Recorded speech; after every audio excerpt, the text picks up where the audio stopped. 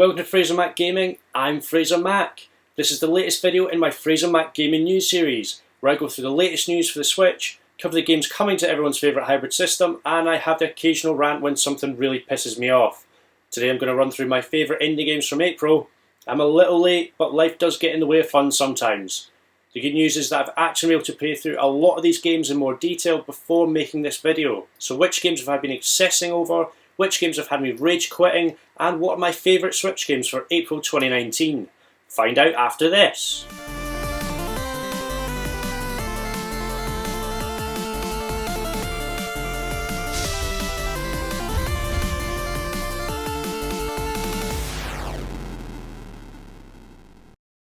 It's going to be no surprise to regular viewers on the channel, but Anger Force Reloaded, another shoot 'em up, is on the monthly games list. Indie Nova have brought us a hardcore vertical shooting game that's done very much in a 90s arcade style. It's got a very cool cartoon comic book art style.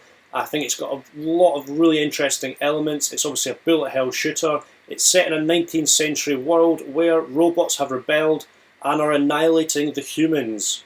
So you play as 4 characters. They've got 2 special abilities and a powerful bomb. You can obviously upgrade, gain on of almost like an XP to use those bombs as you go along. It's got a roguelike randomised ability system, so you can create very much your own unique style of play. You can use any character you want. You can obviously develop the story behind each character, and obviously you need to fight your way through and overthrow these robot overlords. There's 7 stages, there's 10 crazed boss fights, and each boss fight tends to have multiple stages. I've had a lot of fun with this so far. I've not tried it with my new flip grip yet, but Anger Force Reloaded came out April 2nd. It's £8 in the UK and $10 in the US. Up next is something that's outside of my usual gaming genre. Haab Definitive Edition from Runic Games, Perfect World Entertainment and Panic Button is out obviously on the Switch now. It is a wonderful and mesmerising Zelda-like 3D puzzle-solving exploration and adventure game. It's a bit of a mouthful, but this game is absolutely amazing.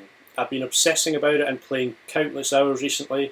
There's a huge mystery in this ever-evolving world where you solve puzzles and change the landscape right in front of your own eyes. It also has elements of combat and action in it, but it is more about exploration, puzzle solving and just sheerly blowing your mind away with the amazing graphics and world building of the devs. It's a huge game. I've only basically scratched the surface with about 15 hours of gameplay, but Haab Definitive Edition is out now on Switch. It's $17.99 and $20 in the US, and I am absolutely loving it. Back to more of an action genre. It's not surprising, but yet Termination Force is up next. It's Horberg Productions' latest game, and you will battle against massive bosses. So there seems to be a very much humans versus robot theme going on in video game land at the moment. But as you can see, there's some very cool graphics, lots of wonderful animation. There's a real interesting art style, which is probably a little bit more modern style of graphics. It's not something you typically see on the Switch, but you will get to take on huge mega mechs that have taken control of the world, and you're a small band of brave soldiers who are fighting for humanity's independence. You get powerful weapons and upgrades. You've got to use magnetic gloves.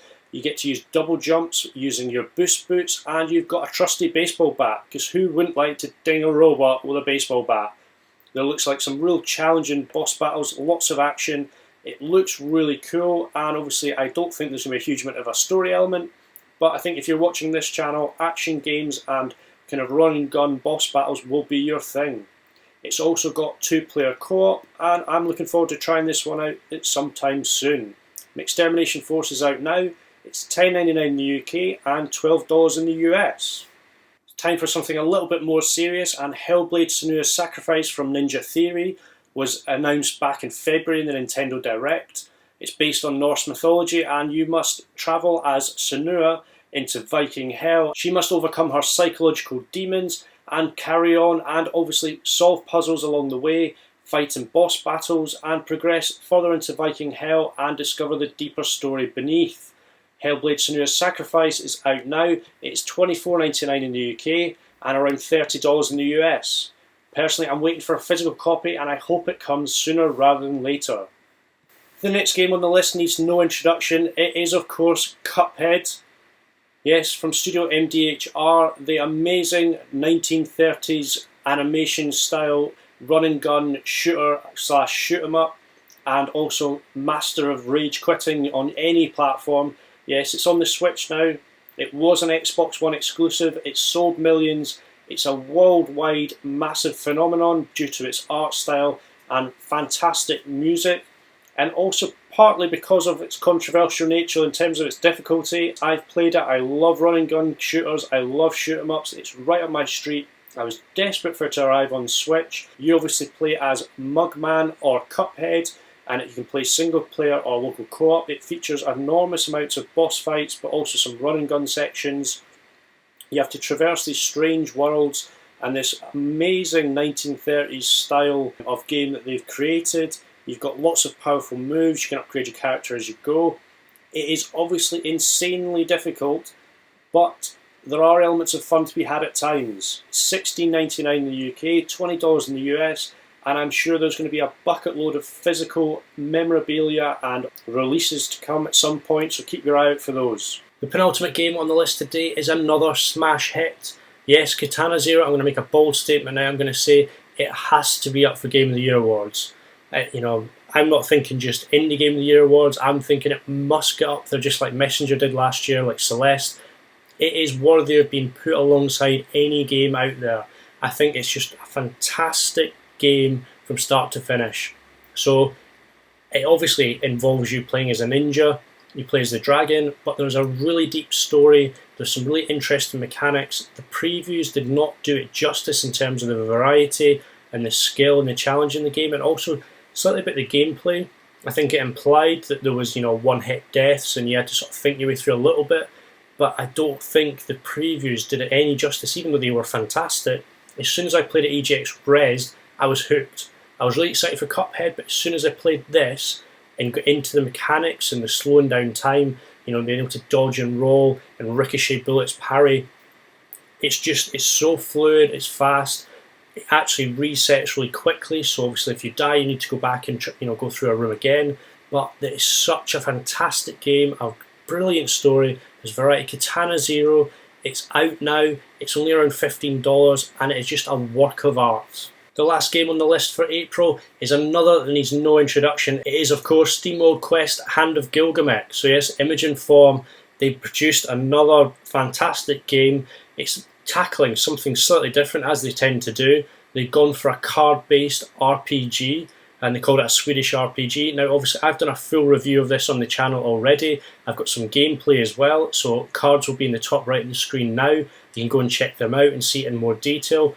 But I'll give you a quick run through, seeing as you're watching. What I have to say is, I'm not a usual RPG player. I've gotten into them as I've gotten older, as I've gotten a little bit more refined in my interests. Card-based RPGs are definitely the polar opposite of what I'd say is my kind of area of game. I like action, I like platformers, lots of games like that.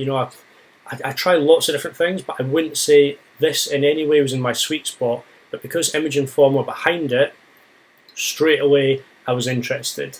Now you can see from just looking at it, it looks fantastic. The artwork in Image and Form games is always brilliant. It has a really interesting card-based mechanic. It is actually really easy to pick up. I found it quite straightforward. It helps you along the way, but obviously there's a lot of variety in terms of the cards you can use, how they combine together, how you can kind of create combos and chains when you actually adapt and add to your group. The different characters have different abilities and they combine really well together.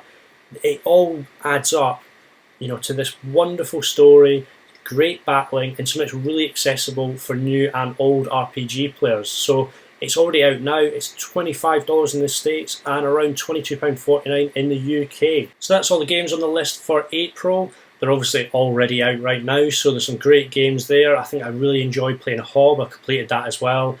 I've played, obviously, Katana Zero, completed that. Cuphead was one I was really, really excited for months and months. I wanted it to come to Switch.